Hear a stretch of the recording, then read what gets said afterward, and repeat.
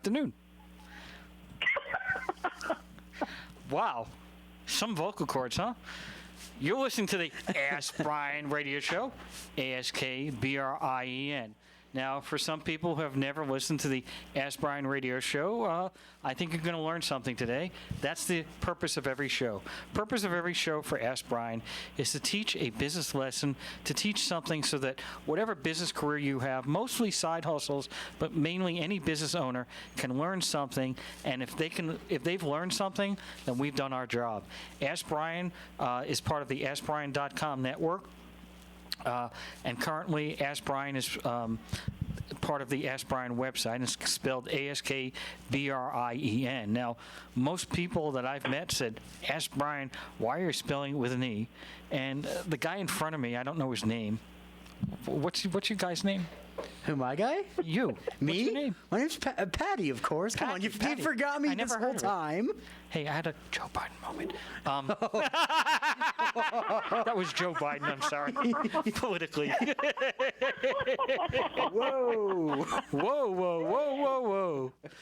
So, I'm trying to ask, why in the world would you spell Brien, hold on, E-N? Because every time I see it spelled B-R-I-A-N or B-R-Y-A-N, why in the world are you spelling B-R-I-E-N?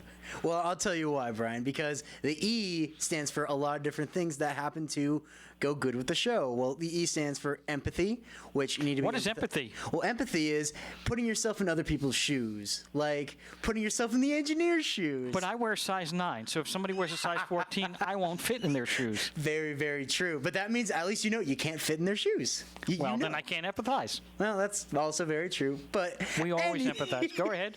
Anyways, what's the other part of the E? The other ones are excellence, because this show exudes excellence.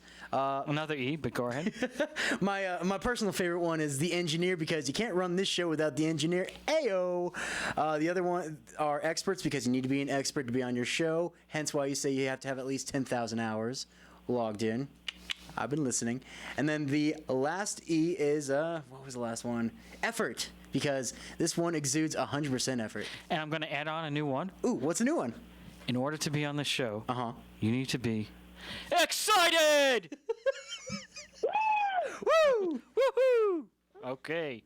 So the Ask Brien Network is part of the AskBrien.com website. And Ask Brien basically has two components to it. It has a business community. And on the business community side, you have a radio station in Los Angeles and a radio station in Savannah, Georgia, and they may have the same issues. Hey, my soundboard doesn't work. I have bad sound. What kind of equipment do you have? Those are the type of issues that a business owner in the same industry, same business would have. So we have one half of the Ask Brien Network is part of the business community. Then we have another part which is for experts. And to become an expert, you get vetted by the Ask Brien system, and if you qualify, you can become an expert.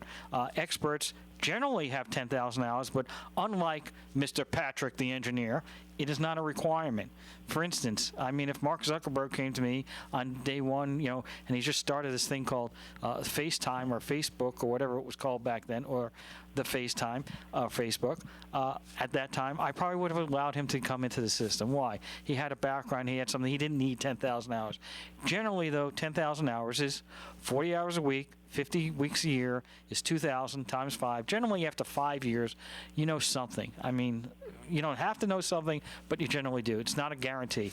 If you're an expert, then you can post ebooks, you can post videos, you can schedule webinars on the Ask Brien Network. And without any further ado, because we've gone through this Ask Brien concept pretty much, we're going to bring on our guest. This week, she's currently serving 2 roles. So technically, we have 3 people on the show. We have a co-host and a guest and the radio co-host. So without any further ado, we have Traci. Hello. DeForge. That was a little quiet on that one. I was expecting more. Because I already did it earlier. Because I'm trying to surprise. If the engineer, when I see the engineer trying to lower the volume, then I have to play the key. I have to wait till he's least expected. I don't know what you're talking about. We all know about you. So Traci, Traci's going to become the official co-host technically today, but I thought we'd introduce her, and she's got a lot of background. We want to go over her past, and then so that everybody knows who she is, but also we're going to have a great show today. We're going to learn something a little bit about podcasting. I don't know if anyone is out there has ever done a podcast or realizes how easy it is possible to do one, especially if you have an expert like Traci working with you.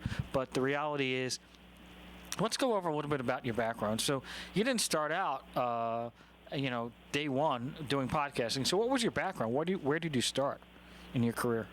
Well, okay, great question. And I just want to say hello to everybody. I'm also just super psyched to be the new co-host for the show and excited to be here. And that's a perfect segue to answer your question in that my first half of my career was actually spent in broadcast radio.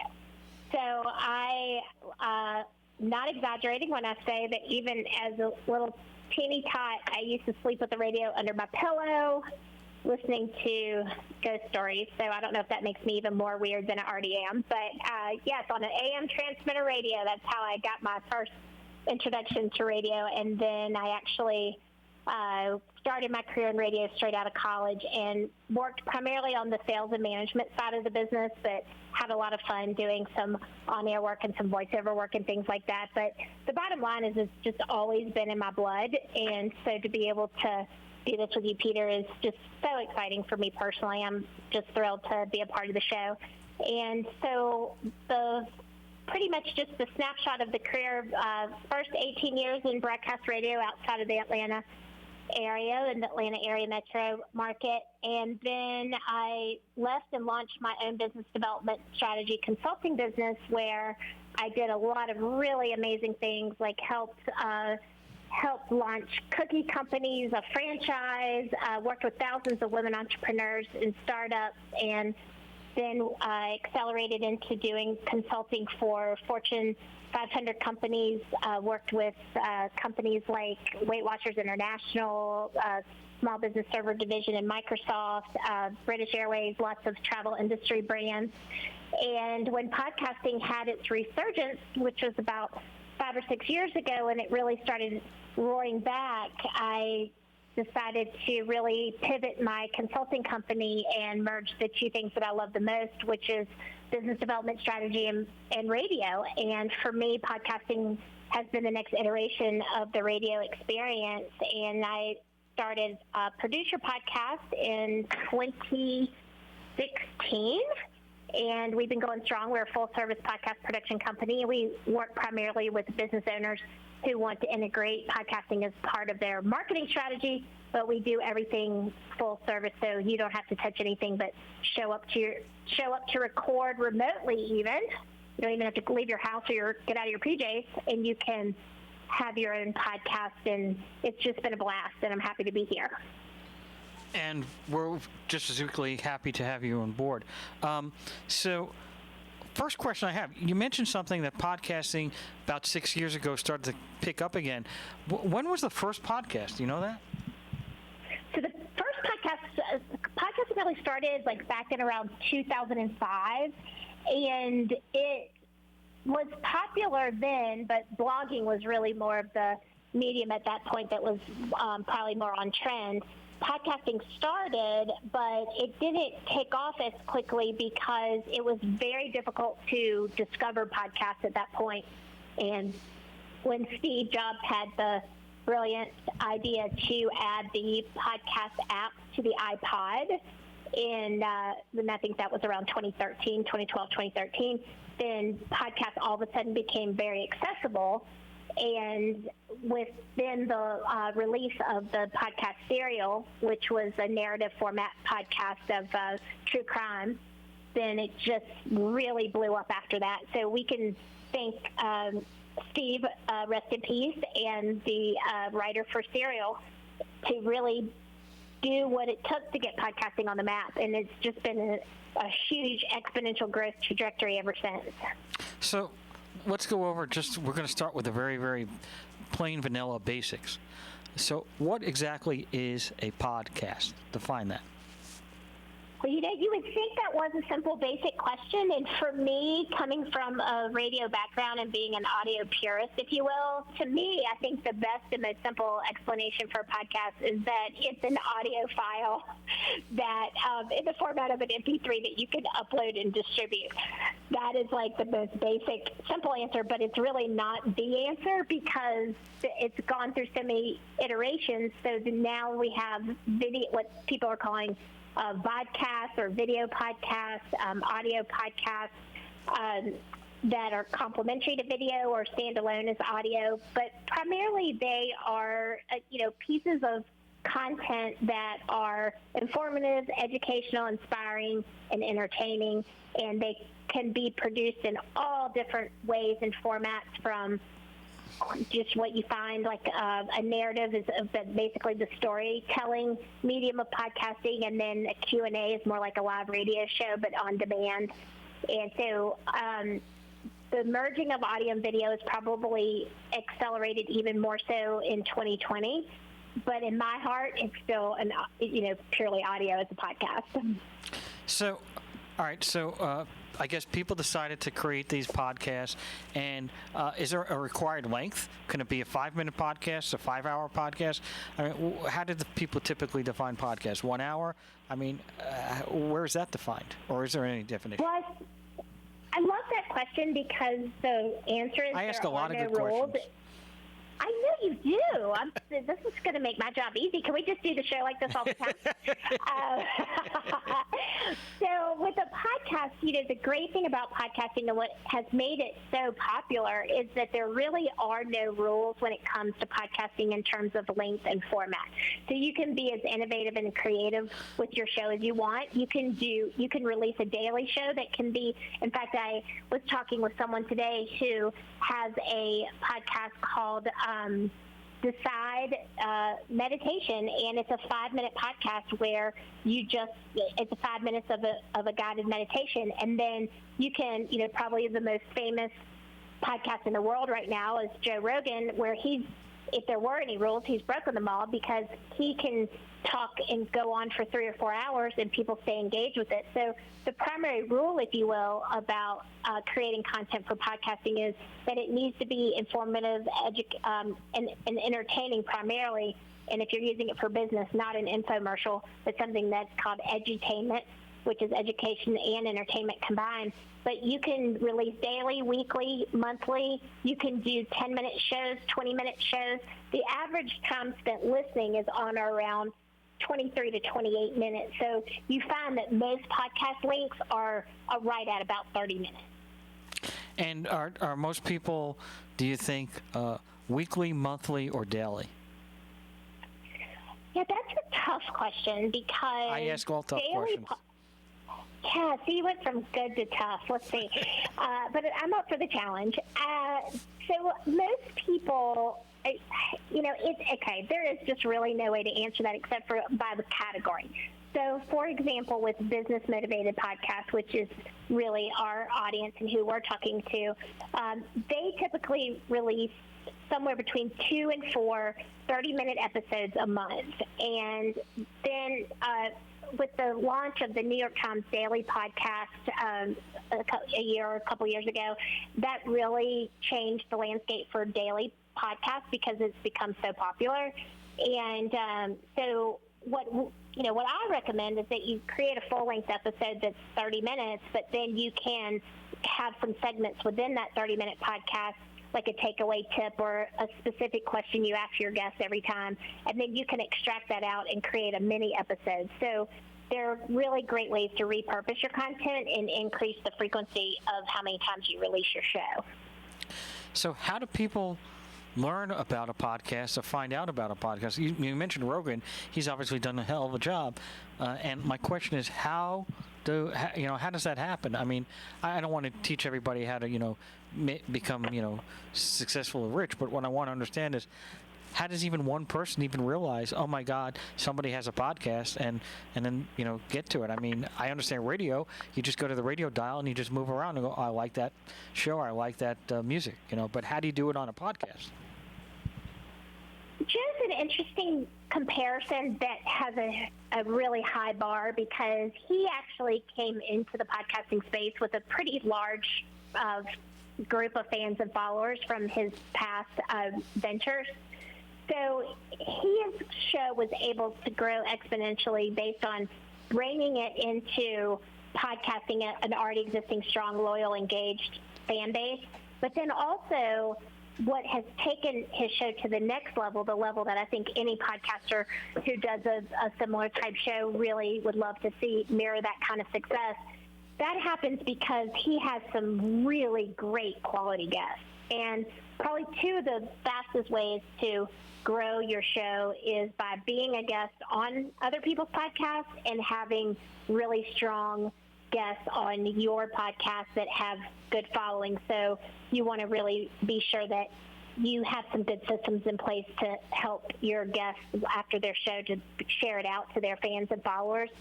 So those two things are, working synergistically will really accelerate the growth of your show. But in addition to that, I mean, if you think about some of the podcasts that are really popular, like Serial, they had such a contagion factor because people listened to it and they were so just enthralled with the series and that the quality of the production and the theater of the mind that show really provided, that they were contagion with a lot of just organic word of mouth.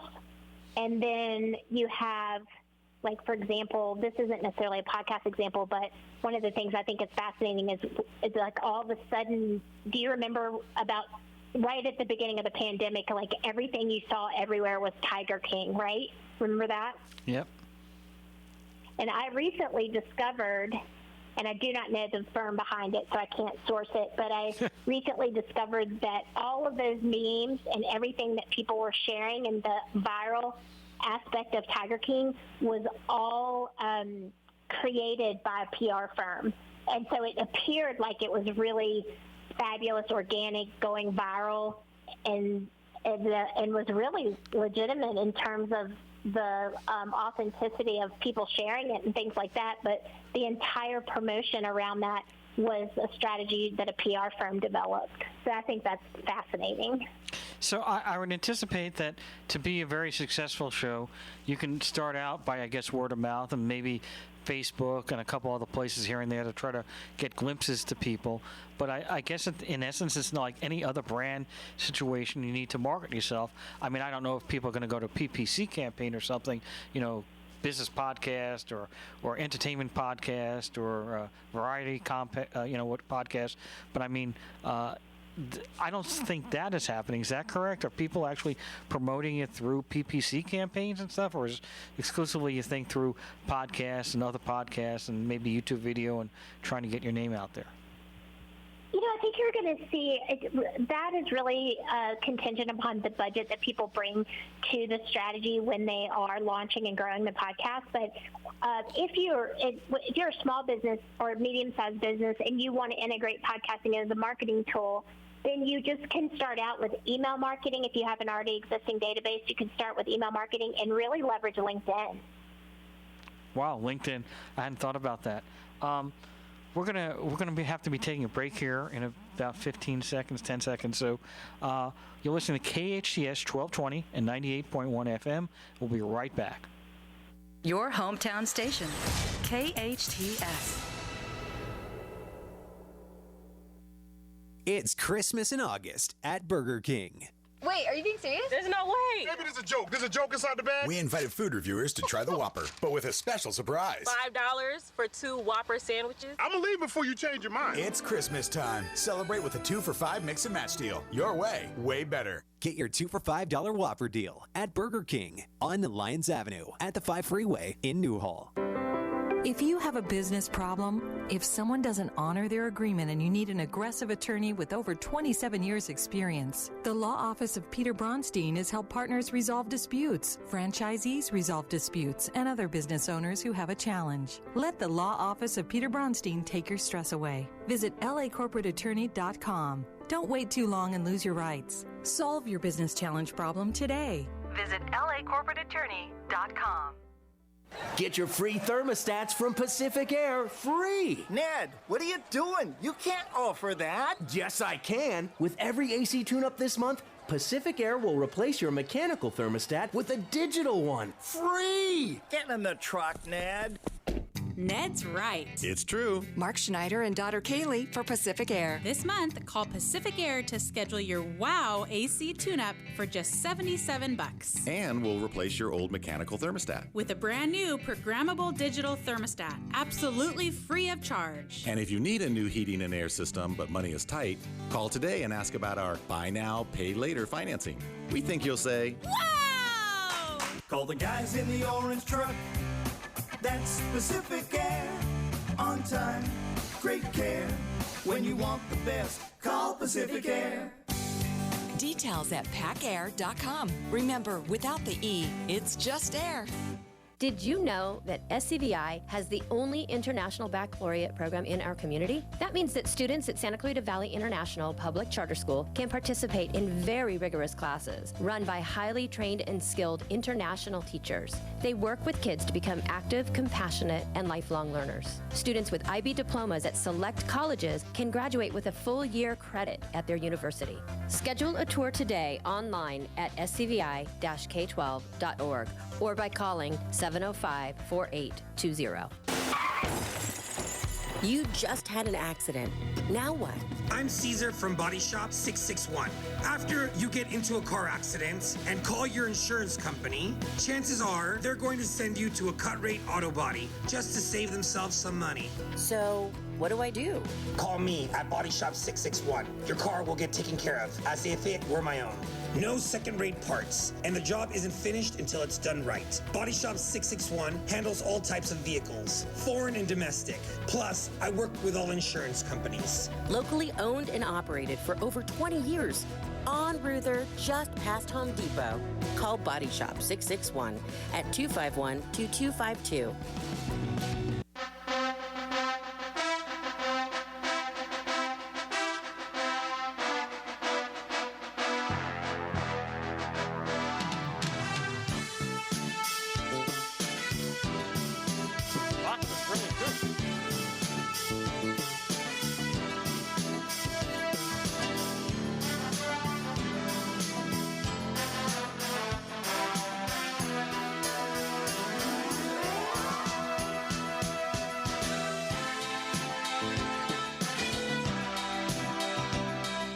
Welcome back, KHTS 1220, 98.1 FM.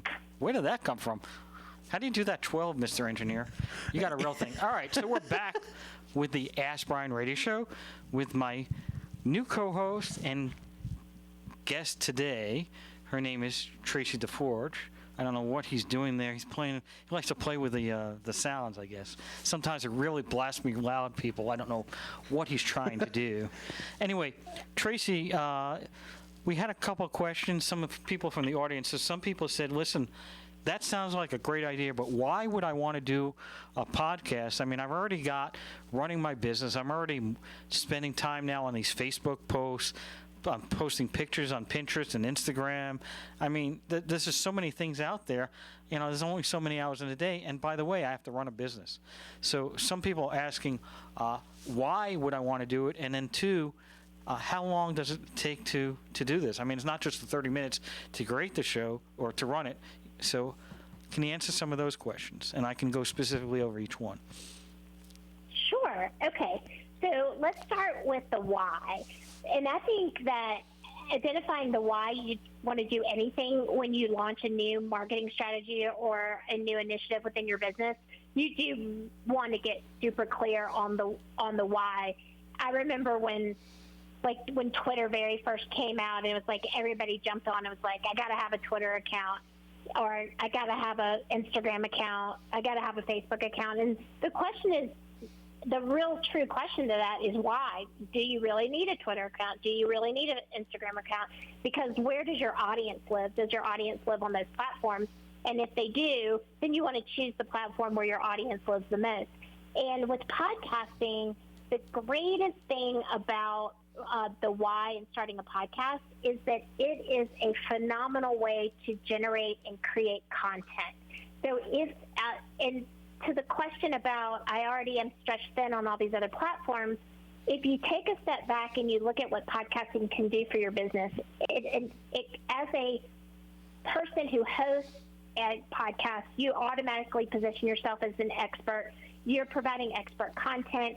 You're interviewing people and curating content that's specific to your business category, to your industry. So you're already starting out of the gate with elevating your status in your business category as an expert by hosting a podcast. But even more importantly, once you record that podcast, that's a one-time investment in terms of the actual recording of it, and we'll get to some of the back-end time management pieces. But in terms of the why, you step up and you record a 30-minute show. Then you can take that show and you can get that show transcribed, and that transcription then allows you to create blog posts. It allows you to repurpose it into articles that you can publish on Medium, on LinkedIn. You can extract your social media posts from that content, so you're not having to generate new social media posts. You have graphics that you can utilize when you're promoting the show that you can use that into the other social media platforms. You can put out audio clips, video clips. So it becomes, if you look at it in that respect, it becomes your podcast is the core hub of your content creation strategy at this point. So it eliminates, in a lot of ways, this ricochet approach of, I got to post something here, I got to put a video here, I got to do this, I got to do that, and it consolidates everything into one really synergistic opportunity for content. So I think that is something that's often overlooked as a really efficient way to have a really robust content strategy. And what does that look like from a time management standpoint? Well, podcasting can be produced as simple or as complicated as you want to make it. It can be recorded as simply in terms of audio from a basic budget or no budget to the highest level of quality by using professional podcast production companies, and anywhere in between.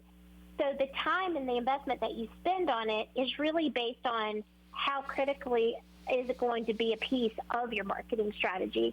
And the one thing that is the most important around where you allocate your time is going to be being organized. If you have a podcast that you have guests, is being organized about your guest management system. And then, but most importantly, hands down, the most important thing is the quality of your audio, because you could have amazing content and great guests, but if your audio is bad, people are going to tune you out. They're just not going to listen. Those are all very good points. Question would be, you want to have a podcast that's going to have at least a certain sound quality, I would think, and whether or not it's with video or without video is a different version. But what could somebody start? Let's say the engineer here, what's his name, David?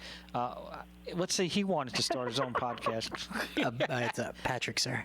Patrick? Come on, man. Oh, so the man wants to know. The man wants to know.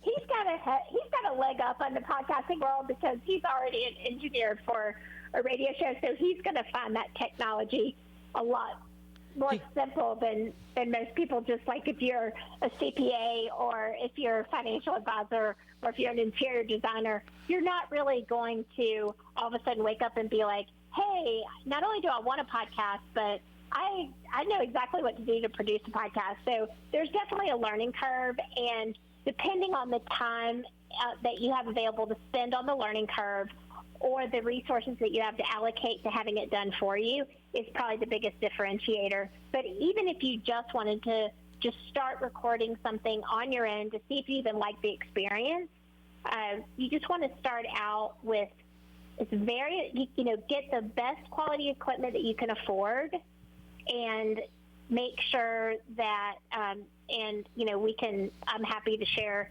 in our on the website a follow-up from the episode, a list of equipment that we recommend, but you can get headset mic stand, and an interface box that will absolutely make your quality sound so much better. You can come in under $300 in that regard. And so you're not talking about a huge investment, especially if it's part of your business marketing strategy, but you just want to have good equipment and good audio. So, and those are all very good points. My question is, so you want to start a show, and you're spending the $300. Well, then what? So you're recording it, I guess. What, with that $300 worth of equipment, you can record it, and then what do you do with it? Oh my gosh! So the thing about this is that there's not a cookie cutter formula, because what you do with your podcast is how you want to format the show. So do you want to only do interviews, or do you want to do a monologue where you're creating content through, a daily monologue where you review industry news from the trades of your industry? So you really want to get clear not only on your why, but the format itself and what you want to do. And once you have that, okay, I'm going to release once a week and I'm going to get guests, then you have to really start thinking about, okay, well, how are you going to record those guests? So if you wanted to just start out a podcast and just see if you like the process and wanted to just get started, you could start in just recording yourself doing like mini monologues, and you don't have to worry about guests and remote recording and the technology and things. You can record into your computer. You can save the file. You can learn programs if you wanted, like Audacity or GarageBand, and do your own editing. There's even transcription services now that you can edit your audio and your text at the same time. So you're going to decide on the type of podcast that you want and how detailed and how complicated, if you will, that format is, and then start recording, and then determine whether or not you want to learn about editing or you want to outsource that. Then once you outsource that, you have edited MP3 files, and then you're off to the races. Then you choose a platform. There's several platforms that host podcasts, similar to like a GoDaddy or a Bluehost for websites. You have podcasting platforms for hosting for podcasts, so you don't have to bog down your website with all the audio files. And then you have to get approval for example, Apple Podcasts is still the leader in the space, so you get your podcast approved on Apple, which is its own individual pathway to that.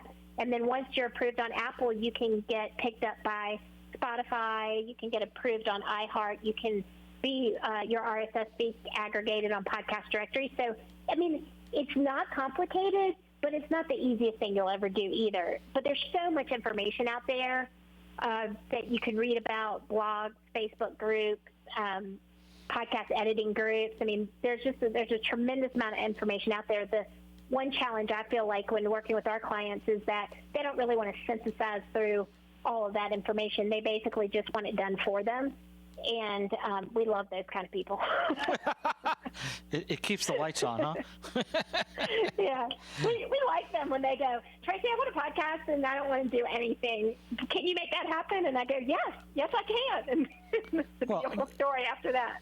And it's also a time issue, right? DIY, do it yourself. Obviously, you can always do it yourself cheaper, but you have a much bigger learning curve because you don't know how to do it.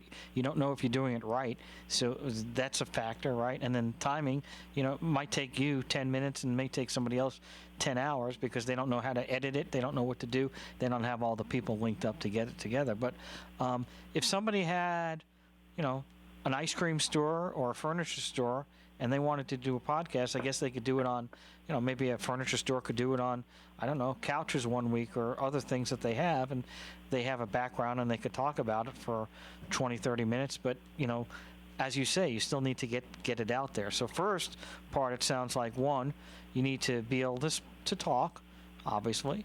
And obviously, when I say talk, I mean talk about a subject or something that you have maybe a better background in, or can bring experts that have a better background than yourself.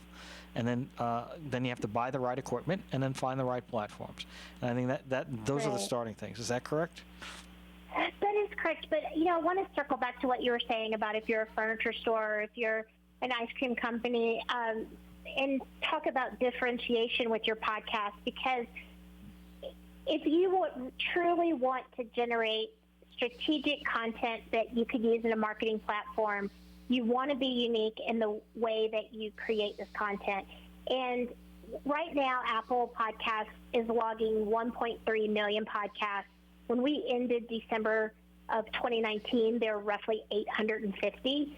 So between the end of 2019 and as we stand today, that's a huge amount, almost double the amount of podcasts that have come into the market. So that does not mean, A, that the market is saturated, because when you look at the number of YouTube accounts, the number of Twitter accounts, the number of Facebook accounts, I mean, those are in the billions, right? So, so to have 1.3 million is still a relatively new place to claim your space.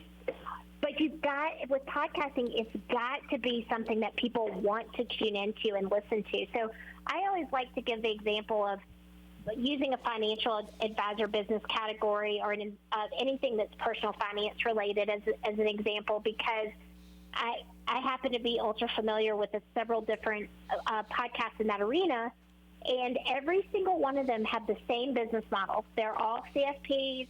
They all run investment firms. But, for example, one podcast is called Living a Richer Life by Design, and the entire focus of the podcast is all about what it means to you to live a richer life by design. It's not about accumulating the wealth. It's about giving back, and everybody has a different definition of that. So they've been podcasting now for probably a little right at 4 years, and they've claimed a really wonderful space, but they don't give financial tips. They don't, it's not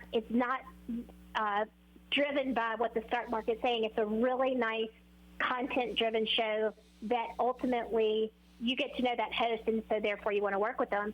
And then a second example of that it's the same CFP, different state, different city, and their podcast is called Don't Retire, Graduate.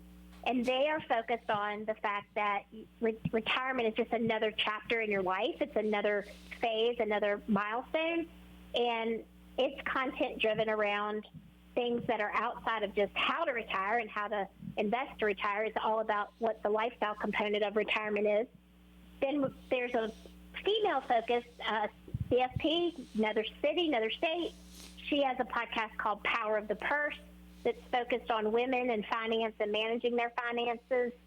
And I mean, I could go on with this, but my point in saying and giving these examples is that they're all in the same business. They all do the same thing. They're geographically in different areas is really the only difference.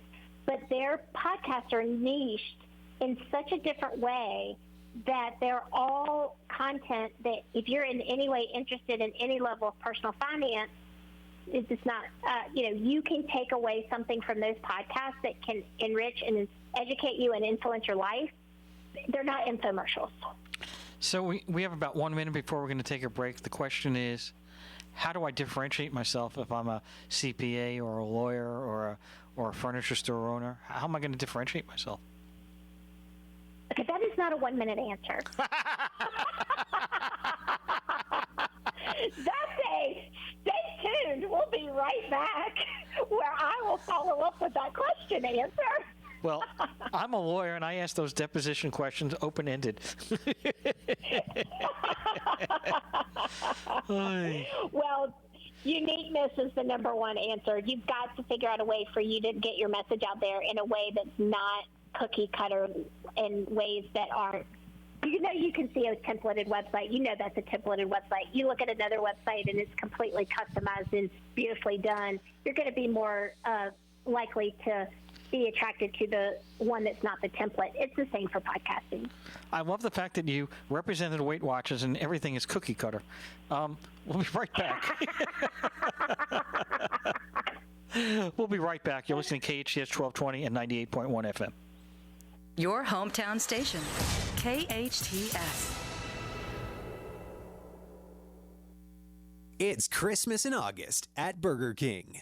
Wait, are you being serious? There's no way. Maybe there's a joke. There's a joke inside the bag. We invited food reviewers to try the Whopper, but with a special surprise. $5 for 2 Whopper sandwiches. I'm gonna leave before you change your mind. It's Christmas time. Celebrate with a 2 for $5 mix and match deal. Your way, way better. Get your 2 for $5 Whopper deal at Burger King on Lyons Avenue at the 5 Freeway in Newhall.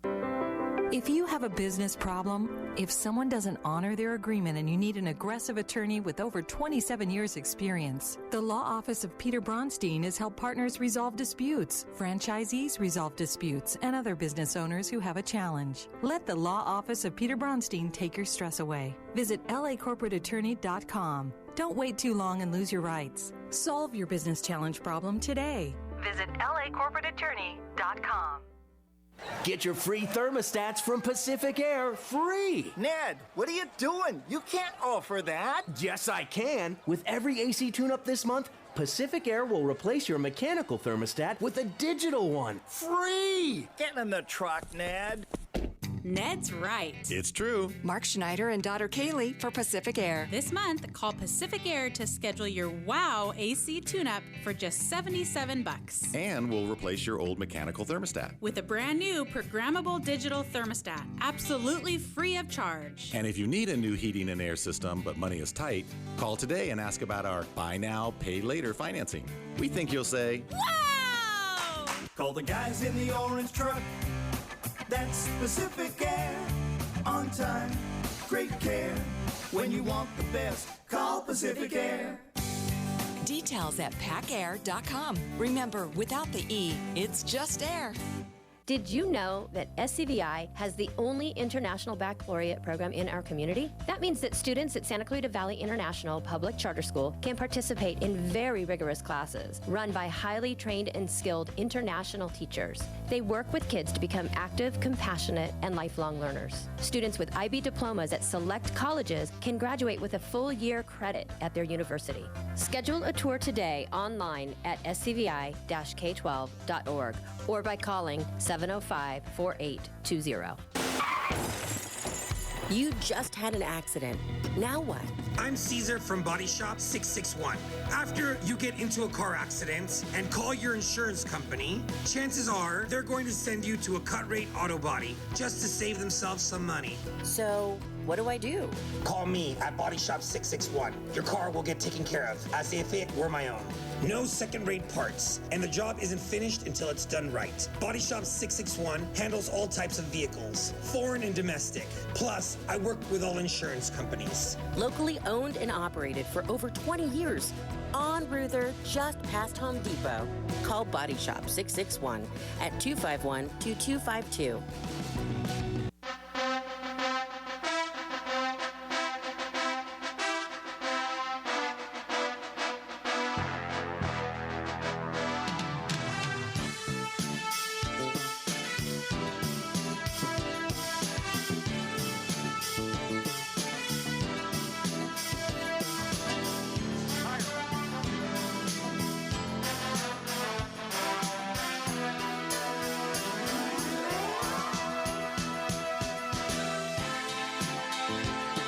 Welcome back. You're listening to the Ask Brien Radio Show, ASKBRIEN, and we're speaking with Traci DeForge. We had a couple questions, and so somebody online while we were away asked this question. So I don't have a lot of money, and I'm trying to figure out unique ways that I may be able to market my podcast. I really would like to do one, but I really, I have a very limited budget. What can I do? So give this person some tips. This is one of my most favorite questions. So you've given me good questions, tough questions. Now you've given me my favorite question. So the wheelhouse is in. Marketing, yes. So email newsletter marketing is a very good way. Most businesses are already in some shape or form doing email marketing to an existing database of fans and followers or retail customers, or however you've been collecting your emails. The best thing that you can do if you already have an existing email database in place is that leading up to the launch of your podcast, you can start sending emails out promoting that the show is coming. And then when the show launches, every single time that you release a podcast episode, release an email to your newsletter database promoting that specific podcast episode, because that reminds people, even if you're sending out a generic email that has nothing to do with podcast, you still want to include the podcast within it, but you also want to send out a separate email that's podcast focused. If you don't already have a newsletter system in place, you don't already have people signed up to receive your newsletter, that's absolutely okay, because if you start today, you'll start getting them. If you don't start, you'll never get them. So start where you are with that, and you can create a sign-up for, in advance of the launch of the podcast. You can put a sign-up on the website coming soon, and then capture the email addresses that way. If you're already creating content that has, let's say, if you have an ebook, or if you want to create a downloadable PDF that's aligned with the content of your show, you can put that up as a lead gen for people to sign up to get something for giving you their email address. But the bottom line is, you absolutely do not want to overlook email marketing. And then the second thing is that if you're a business owner and you're working off a small budget, totally understandable, but you're still likely marketing your business in other ways. So use those same platforms to market your podcast. There are some people that may not have a big list of people on their email, but they might have 2,000, 3,000 followers on their social media, or more or less. But how many ever there are, that's okay, because with podcasting, it's called a pull medium versus a push medium. So most marketing efforts, you're pushing out to people and you're telling them what to do and you're pushing it out. The difference with podcasting is it's a pull medium, because people are coming to your show. They're deciding to spend their time with you. If you think about it as an amphitheater or a concert venue or a speaker venue, you step out onto that stage, people have made a conscious decision to come in, sit in those seats, listen to what it is that you have to say. They are investing their time with you. So once you are able to get those people to listen to your show and like you and like your show, they're very loyal, they're very engaged, and they're very right for marketing messages, because they're already loving what it is that you're doing and saying and the show that you're putting out. And I guess in terms of social media marketing, one of the biggest mistakes that business owners make when they're marketing their podcast is they only market it the day that the show releases. And you obviously want to market when you have a new episode that releases, but it's a very easy, like we were talking before about repurposing your content, it's very easy to release a new episode. You can then make a mini episode out of a takeaway tip. You can create an audiogram. You can create a graphic image. And those things can be posted throughout the week or 2 weeks in between the next release, so that people are constantly finding you on social media. And I guess my third, I don't know if this is my third, fourth, 15th tip, but is that it's really important to recycle and promote older episodes, because you're always constantly finding new people, and they may not have heard that show that you did, with the really great marquee Joan London. That comes to mind because we just had a client that interviewed Joan London because she has a new book out. And so you want to repurpose some of your best of episodes so that people can find you, because that topic might not have meant anything to them a year ago, but this one means something to them now. Thank you very much, Traci. We got to go. You're listening to KHTS 1220 98.1 FM, the Ask Brien radio show. We'll be back next week.